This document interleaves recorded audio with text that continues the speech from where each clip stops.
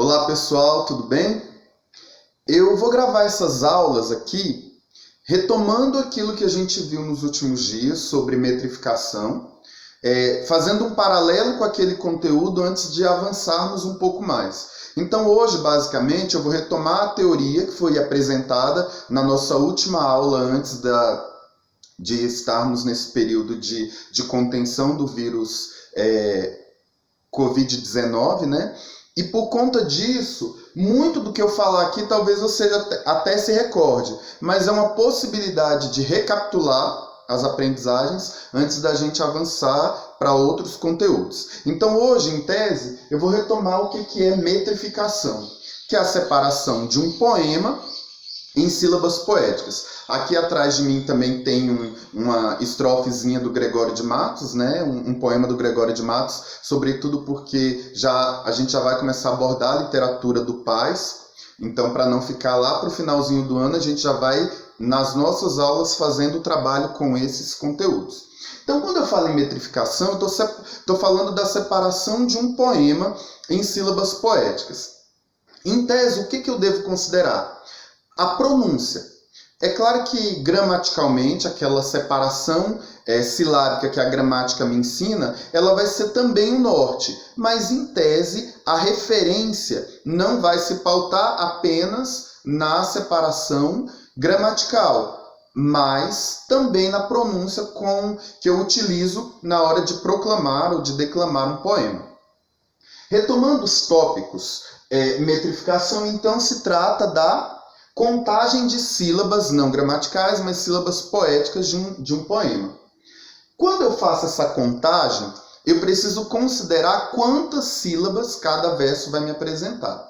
É válido dizer que numa classificação mais medieval a gente tinha uma separação poética que obedecia duas medidas, né? Que a gente chama de redondilha. A redondilha maior, que era a classificação dos poemas quando eles tinham 7 sílabas poéticas, e a redondilha menor, quando nós tínhamos 5 sílabas poéticas. A partir desse período, a gente vai ter a medida nova, que serão os versos decassílabos, e outras medidas que surgirão.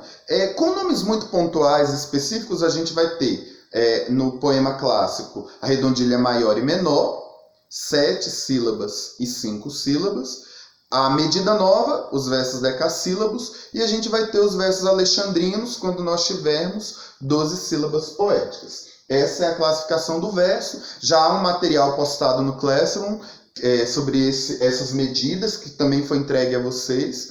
Inclusive o exercício que ela propõe já está até gabaritado, mas que a gente pode retomar também. Quando a gente faz a métrica para separar sílabas poéticas, como eu obedeço a pronúncia, quando um verso terminar em vogal e o outro começar em vogal, em som vocálico, na verdade, essas sílabas elas vão se juntar dentro da mesma sílaba poética. Nesse caso, eu chamarei de ditongação quando o verso terminar numa vogal e o outro também começar em vogal. Além de ficarem na mesma sílaba, se as vogais forem diferentes, eu vou chamar aquilo de ditongo. Né? A gente sabe que gramaticalmente ditongo é quando eu tenho na mesma sílaba vogais diferentes. Na separação por sílaba poética, quando eu tiver na mesma sílaba vogais diferentes, eu também chamarei de ditongação. Quando as vogais se juntarem na mesma sílaba e essas vogais forem iguais, eu vou chamar isso de crase. Então, ditongação, duas vogais diferentes na mesma sílaba, crase, duas vogais iguais, sejam elas quais forem. Aqui também a gente vai retomar um pouco de rima, mas eu vou deixar essa questão da rima para um outro vídeo, tá bom? Em tese é isso.